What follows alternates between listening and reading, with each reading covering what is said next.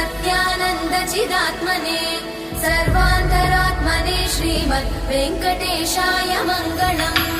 स्वतः सर्वविदे सर्वशक्तये सर्वशेषिने सुलभाय सुशीलाय वेङ्कटेशाय मङ्गलम्। परस्मै ब्रह्मणे पूर्णकामाय परमात्मने प्रयुञ्जे परतत्त्वाय वेङ्कटेशाय मङ्गलम्। आकालतत्त्वमशान्तमात्मनामनुपश्यताम् अतृप्त्यमृतरूपाय वेङ्कटेशाय मङ्गलम्।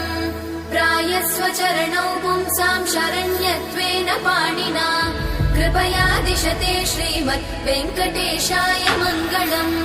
दयामृततरङ्गिण्यास्तरङ्गैरिव शीतलै अपाङ्गैः सिञ्चते विश्वम् वेङ्कटेशाय मङ्गलम्। स्रग्भूषाम्